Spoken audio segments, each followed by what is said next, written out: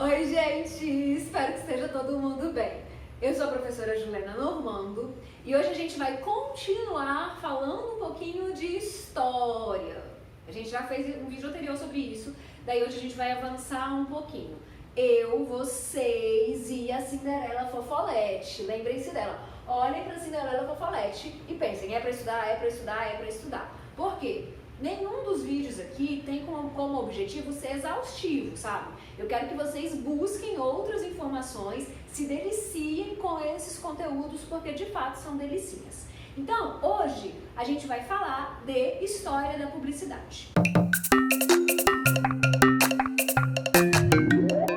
Bora lá! Nós já tratamos no vídeo anterior, fizemos uma linha do tempo e tal, e marcamos alguns pontos, 1500, início da história do Brasil, invasão, descoberta, não é o ponto de discutir isso aqui, mas enfim, 1500, depois 1800, com a vinda do príncipe regente para o Rio de Janeiro, a gente marcou isso, começamos ali em 1800, Rio de Janeiro, que era uma cidade com 60 mil habitantes, 60 mil habitantes, uma cidade do tamanho de Cristalina, de Mineiros, Biguaçu, gente. Eu prometo, esse final de semana eu vou entrar no Google Earth para conhecer Biguaçu, porque eu tô super curiosa. Ela é em Santa Catarina e também tem 60 mil habitantes, que é por isso que ela é relevante nesse conteúdo.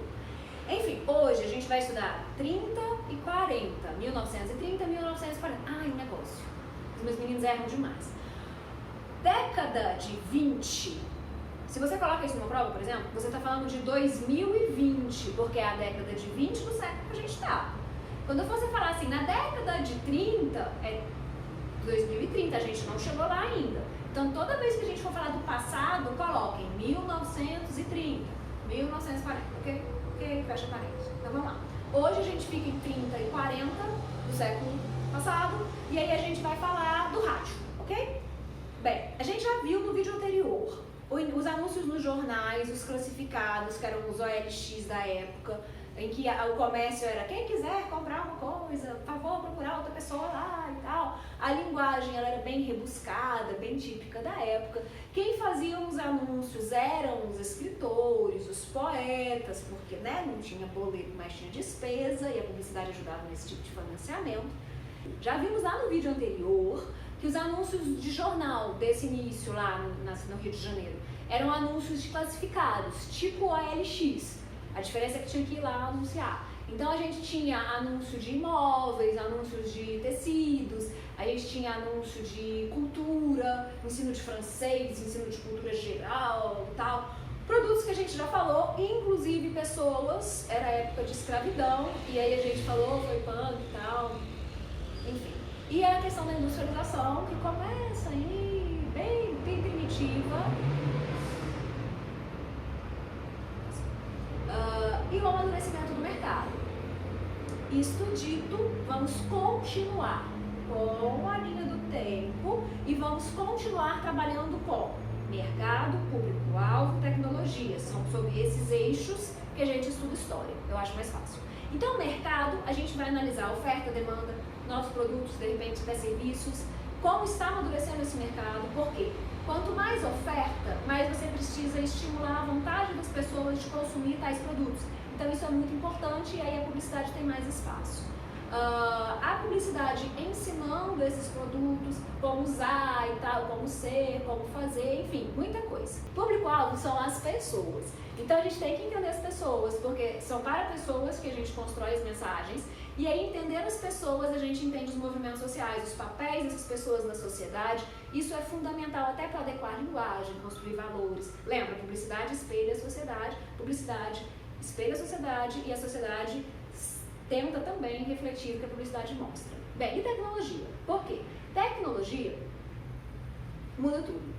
E muda tudo, muda definitiva, muda permanentemente. Isso significa que ela facilita muitas coisas, ela acelera muitas coisas, isso é bastante legal. Mas a gente tem que perceber também que o mundo era de um jeito, o mundo já existia antes da tecnologia. E aí tecnologia, gente, não é só uma luzinha que pisca e uma pilha que coloca, não. Tecnologia é tudo aquilo que vem como inovador e que facilita processos. Então a gente tem que entender o que não mudou para perceber de fato o que é relevante e que tende de fato a não mudar. Aí, essa galera aí dos anos 2000, 1995, Marcela de 1995.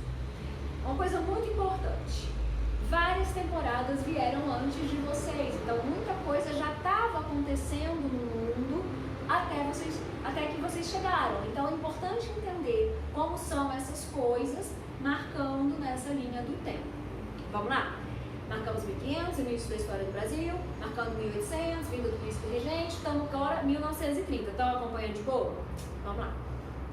Daí, em 1900, a gente já tinha os jornais, vídeo anterior, os pasquins e tal, aí o avanço da tecnologia favorece as revistas, que eram publicações que já podiam ter cores, ilustrações, grampos, e aí elas duravam mais tempo, então mudou um pouco a tônica dos anúncios, o público destinado passava a ser mulheres também e tal.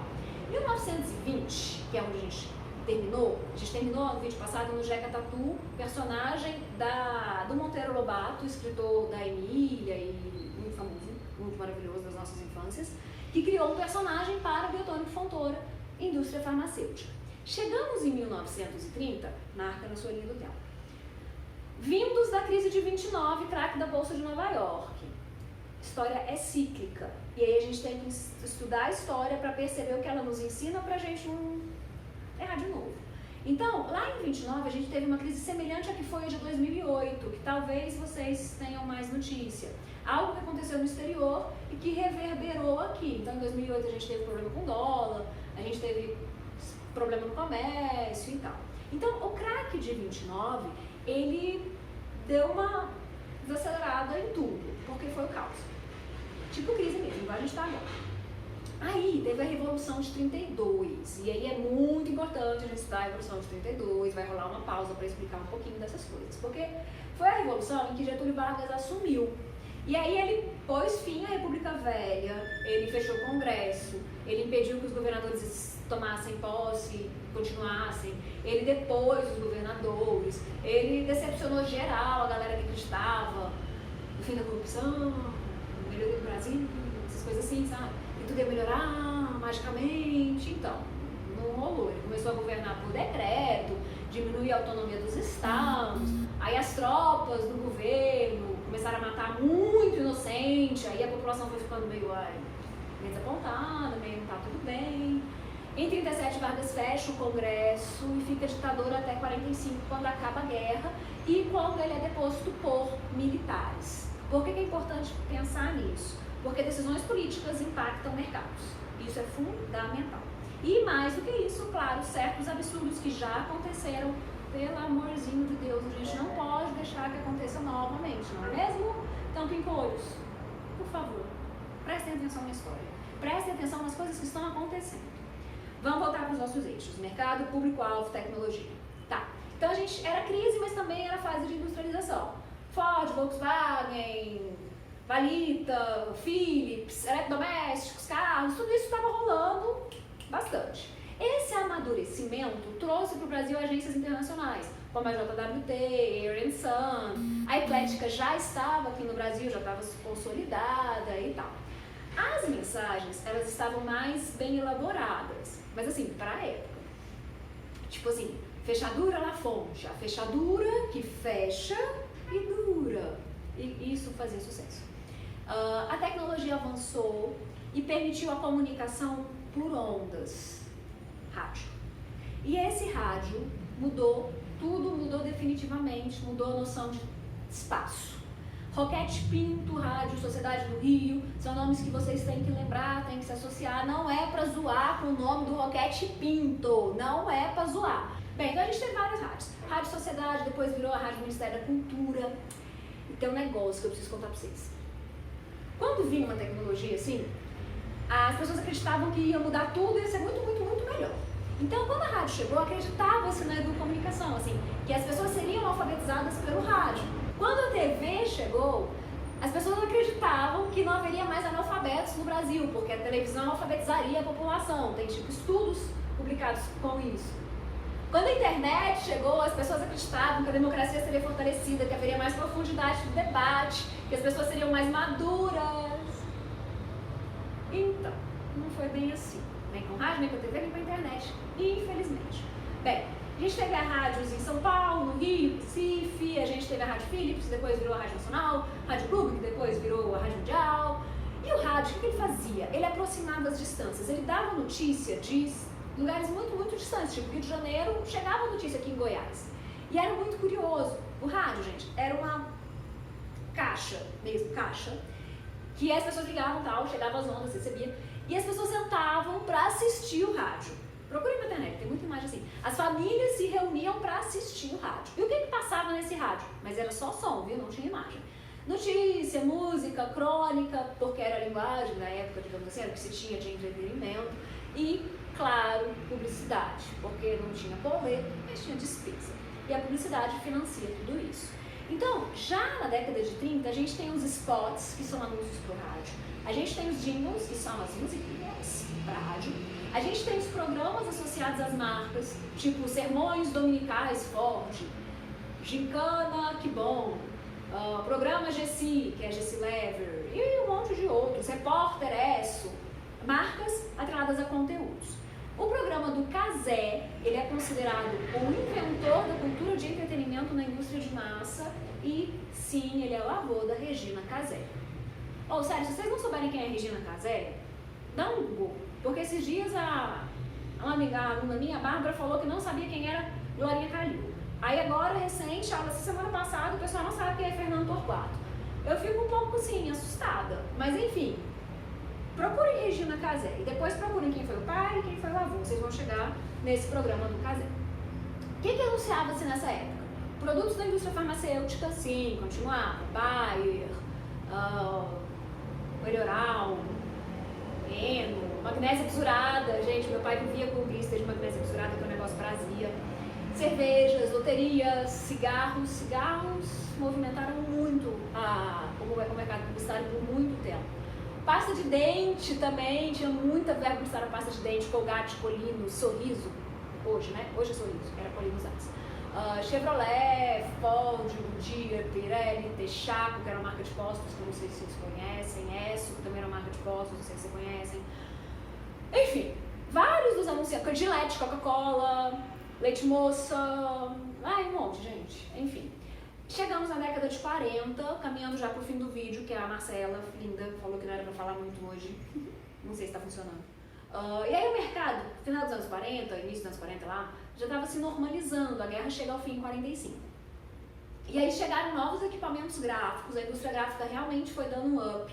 O rádio assume papel central na comunicação de massa na década de 40, central mesmo. Tipo assim, a gente tem notícia, a gente tem música, conteúdos de entretenimento, como o programa do Casé, e radionovelas. Radionovelas importantíssimas, vou falar em radionovelas.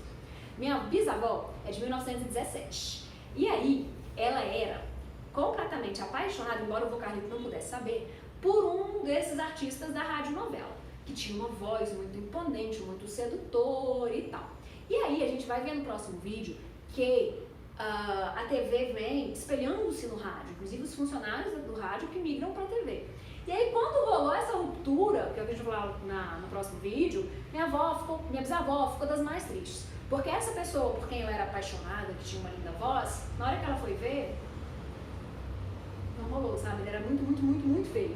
Porque realmente, as pessoas às vezes têm uma voz, a gente imagina, constrói, e na hora que vai ver, não é bem aquilo. Outra coisa que a gente vai falar só para fechar o vídeo, questão da ética, do código de ética e tal, isso vem sendo discutido na publicidade desde os anos 40. Em 42, a Associação Brasileira de Propaganda já estava sendo criada, ela foi criada em 42. Em 47, a ABAP, que é a Associação Brasileira de Agências de Propaganda, gente, isso tudo acontece até hoje, foi criado também. E em 57, ano da minha mãe, ano que minha mãe nasceu, eu gosto de falar isso, minha bisavó, minha avó, minha mãe, vocês terem a ideia que as pessoas estão vivas ainda, tipo, faz tempo, mas faz tanto tempo assim. Aconteceu o primeiro congresso da propaganda brasileira, Congresso Brasileiro de Propaganda. E aí, nesse congresso, estabeleceu-se, aprovou-se o código de ética dos profissionais de propaganda. Então, assim, as coisas já estavam acontecendo nas outras temporadas pra gente chegar ao que é hoje, Conar e tudo mais. No próximo vídeo a gente fala de TV, é super legal, começa em 1950, ontem eu tive que ouvir o Samuel. perguntou se eu sou da época da TV preto e branco. Não, Samara, eu não sou. Eu sou de 82. TV preto e branco é 1950. Meu pai é 55, então ele já pegou a transição ali para colorida, tá? Eu conheci TV preto e branco? Havia isso? Havia. Mas eu não sou dessa época. Enfim, para fechar, a gente estuda história da publicidade sobre 3 eixos: tecnologia, público-alvo, pessoas e mercados. Por quê? Mercado amadurecendo, publicidade, linguagem do capitalismo, a gente consegue sintetizar tudo isso, ok? Então espero vocês no próximo vídeo. Curte os negócios, aperta os trenzinhos lá, faz bombar esse negócio, por favor.